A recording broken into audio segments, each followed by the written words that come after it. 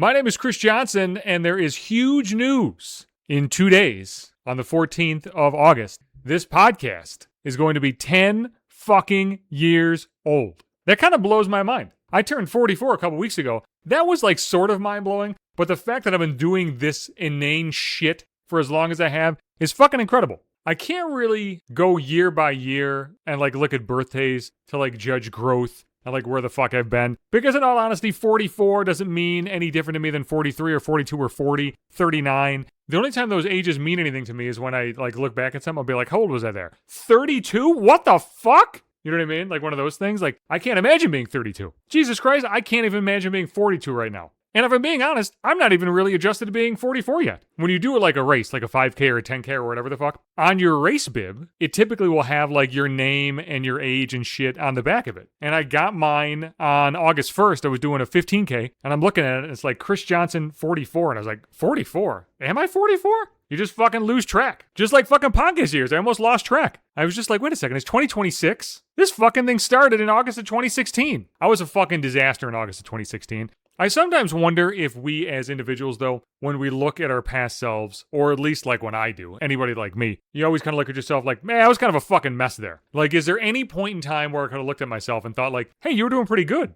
Maybe not. I'm not really sure. I started the podcast just kind of out of fucking nowhere. I had a lot of fucking thoughts in my head and I was fucked up. I was about a little over a year out from my divorce. I was still fucked up about that. Working a fucking dead-end job in radio that I kind of enjoyed, but I also thought like, what the fuck am I doing here every day? And there was going to be like a fucking radio segment that I was going to go on and like bitch about things that was like recorded and produced and all the stuff was ready to go. And then they like pulled it a couple days before and I was like, God damn it. So a couple of my buddies were like, you could just put it out in like a podcast. I was like, I could put it out in a podcast. But that would require me to fucking work. It kind of took me a while to get this thing going because I had to fucking get this thing going. I never want to fucking do anything. There are days where I don't want to fucking record a podcast. Like it'll be a fucking Wednesday or a Sunday. I'll be like, fuck, I got to record something. I don't want to do shit. But I also can't imagine not doing this. And I don't know what would happen to my thoughts if I didn't have a fucking void to scream them into. It seems way more permanent doing it here in this space than it would be like to just shout at passersby on a fucking street corner or some such shit. I need to fucking scream my thoughts into the metaphorical bottle and throw it into the fucking sea, which, if we are continuing the metaphor, is the fucking internet or the web or whatever the fuck we're calling it these days for just random people to stumble upon. Sure, my buddies listen to this shit, but every now and then some random asshole will listen to it. I was checking my fucking Podbean numbers the other day. Not that I give a shit about the numbers, but like, you know, you check, see if you got fucking downloads and whatever. I'm interested in like the states. Like, where the fuck is everybody? Like, Utah? Who the fuck is listening to me in Utah? I'll get some Arizonas from time to time. South Carolina will pop up. I think that's fucking cool. And I think it's cool that people are still listening. So like, I'm glad that you're on board with me and my shit. I fucking need this. And I enjoy it.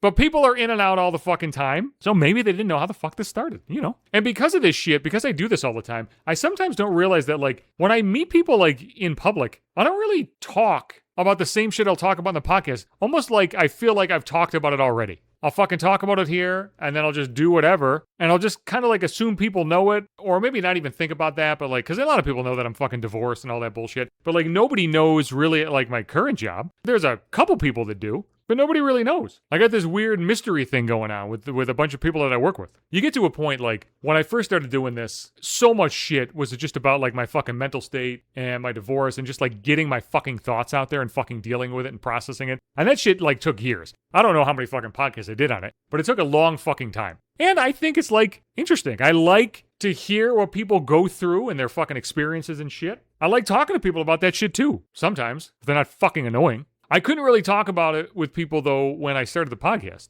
Podcast was a fucking necessity. I couldn't fucking talk about my divorce, like, in person. I'd feel like I would start to cry all the time. I don't want to be fucking weepy in public all the time. I got nothing against being weepy. I'll fucking cry now. Gotta let that shit out. Don't be a pussy. Fucking cry. Cry whenever the fuck you want to fucking cry. I just don't really want to cry in front of people. Like at work or some shit, you get like super frustrated. You can't be crying at work. That shit's embarrassing. Maybe it shouldn't be embarrassing, but it kind of is embarrassing, you know? I try to keep my shit together at work. I can't be letting people see that kind of emotion. But yeah, I couldn't talk about that shit. So I needed like an outlet. Now I can fucking talk about it. But it's interesting now that I can talk about it, like fucking 11 years later. I've been able to talk about it for fucking years, in all honesty. But like, it doesn't like matter anymore. I was so scared when I got my divorce that, like, my ex-wife, like, defined everything about me. Like, who the fuck am I without this? I'm fucking nothing without this. I'm just a fucking asshole drifting along that nobody gives a shit about. Now, that still may be true. I may still be an asshole that's drifting along that nobody gives a shit about, but I'm perfectly comfortable with that. I don't need to fucking be in a relationship with somebody, specifically somebody that fucking hates me.